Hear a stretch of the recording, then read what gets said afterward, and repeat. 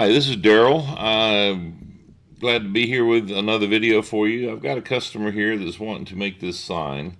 He's already got the name Melissa's up top, and there's a little bit of problem with it too, but it's not what he was asking for. I'm going to go ahead and fix it here while I'm at it. But what he wanted to do was he wanted to take this greenhouse name, I believe. He said he wanted to, right here it says, this is what I'm trying to add to the bottom of the circle. So he flipped it, made it bigger. I don't think he wants it that big, but if he did, then that's fine. You can change it. You flipped it and he used the segment tool to cut out the overlap letters. I'll tell you a little bit more about what he's trying to do there in a minute. But now he can't get it to fit to the fit to path to work. Well, the problem with that is it's no longer a font when you start cutting pieces out of it.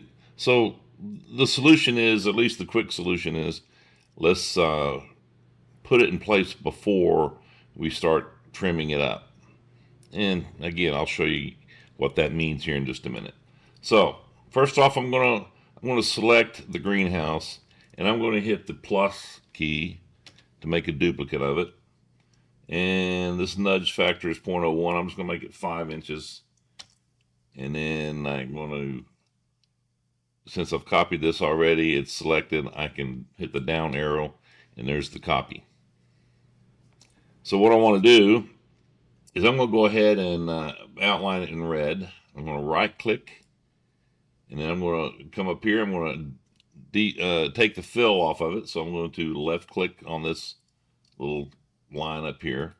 That takes the fill out.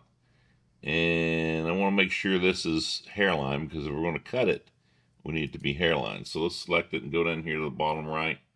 And you see it popped up here, and it says hairline right here. So we're good. So first thing I'm going to do is I'm going to line it up at the bottom and curve to the bottom like he has Melissa's up here at the top. Now, if you want to, excuse me, sorry about that. If you want to change the size before you do that or afterwards, it doesn't matter. I'm just going to leave it the way it is for now. I've got it selected. I'm going to go up here to text and then come down to fit text to path. And then you can see this little arrow and a squiggly line pops up. And when I bring it over here to my circle, it starts doing all kinds of whoop. Oh man, I've got it messed up now. I'll tell you what, let's escape. Let's try that again. So let's select it again. Go up here to text. Fit text to path. Come down here, and then it starts lining itself up. Okay, you probably can't see that, so let me zoom in a little bit more here.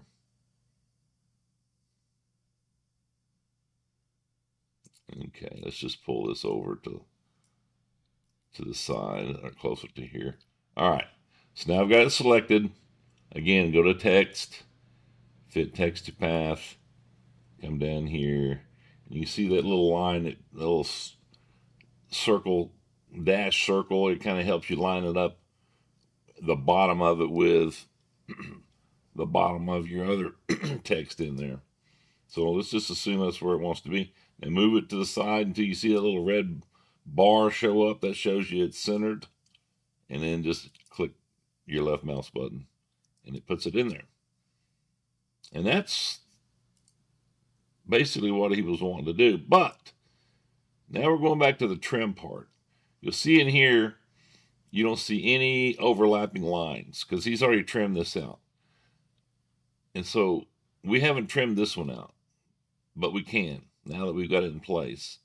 So you can see where we're talking about. It's overlapping.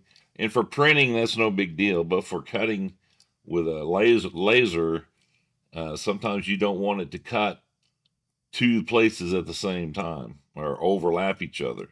So to get rid of that overlap, here's what we can do. We can click on it to select it. We'll go up here to the shape tool, click it. No, I'm sorry, we don't need the shape tool. Let's go back. Select this. Well, we'll see if it lets us do this. So if you click this little button here where the crop tool is, you can come down to the virtual segment delete key button, click it, and you can come down. Okay. One more step, sorry. So let's select this by dragging across it.